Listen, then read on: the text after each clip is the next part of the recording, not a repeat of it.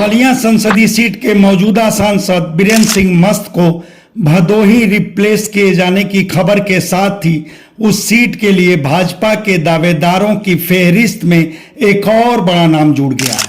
यह नाम है प्रदेश सरकार के पूर्व मंत्री उपेंद्र तिवारी का। उपेंद्र तिवारी को बलिया संसदीय सीट से चुनाव लड़ने का मौका मिलेगा कि नहीं, यह निर्णय भाजपा का शीर्ष नेतृत्व करेगा। मगर करीब 6 माह पहले से ही उपेंद्र तिवारी अपनी ओर से इसकी तैयारी शुरू कर दिए हैं। बलिया संसदीय क्षेत्र में गाजीपुर के 2 विधानसभा क्षेत्र मोहम्मदाबाद तथा जहूराबाद समाहित हैं और इन दोनों विधानसभा क्षेत्रों में उपेंद्र तिवारी की आवाजाही बढ़ गई है।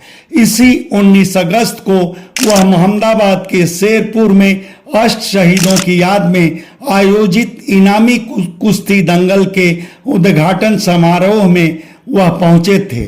उस मौके पर वह घोषणा किए कि इसी साल प्रदेश सरकार की ओर से शेरपुर में राष्ट्रीय स्तर की वॉलीबॉल और हिंद केसरी मंगला राय की याद में उनके पैतृक गांव जोगा मुसाहिब में राष्ट्रीय स्तर की कुश्ती प्रतियोगिता होगी।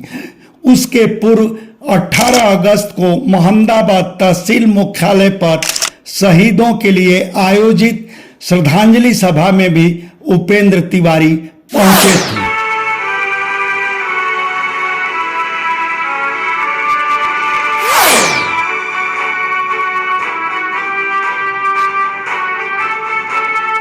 हालांकि उस श्रद्धांजलि सभा में मौजूदा बलिया सांसद बीरेंद्र सिंह मस्त के अलावा राज्यसभा सदस्य नीरज शेखर भी थे और नीरज शेखर बलिया संसदीय सीट के प्रबल दावेदार माने जा रहे हैं।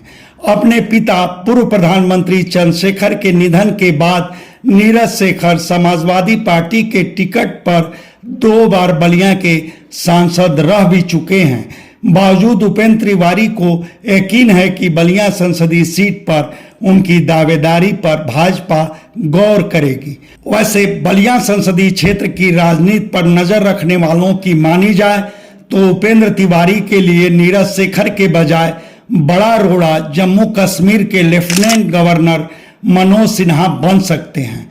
दरअसल उपेंद्र तिवारी भी मनोज सिन्हा की बिरादरी भूमिहार से ही आते हैं। अगर मनोज सिन्हा को भाजपा गाजीपुर संसदीय सीट से फिर उम्मीदवार बनाई तो जाहिर है कि भाजपा के लिए जातीय समीकरण बैठाने की गरज में उपेंद्र तिवारी की बलिया सीट पर दावेदारी का कोई मतलब नहीं रह जाएगा। रही बात उपेंद्र तिवारी की भाजपा में कद की, तो उनके राजनीतिक जीवन की शुरुआत भाजपा से ही हुई है।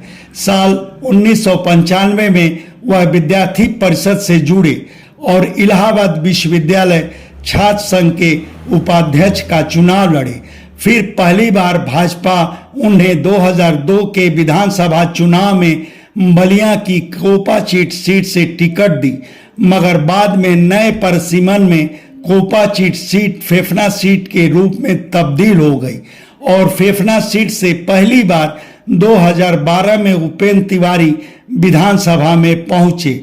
उसके बाद 2017 में दोबारा उसी सीट से विधायक बनने के बाद उपेंद्र तिवारी जोगी सरकार में मंत्री बन गए, मगर 2022 के विधानसभा चुनाव में वह हार गए।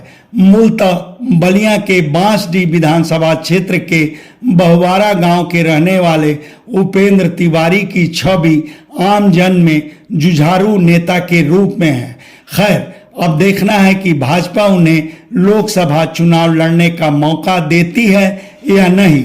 इस मसले पर आप क्या कहेंगे, यह हमारे कमेंट बॉक्स में जरूर बताएं। आपसे आग्रह है कि हमारे चैनल को लाइक करें, शेयर करें, सब्सक्राइब करें और फेसबुक यूजर हैं तो हमारे पेज को फॉलो करना ना भूलें। रिपोर्ट जयशंकर राय।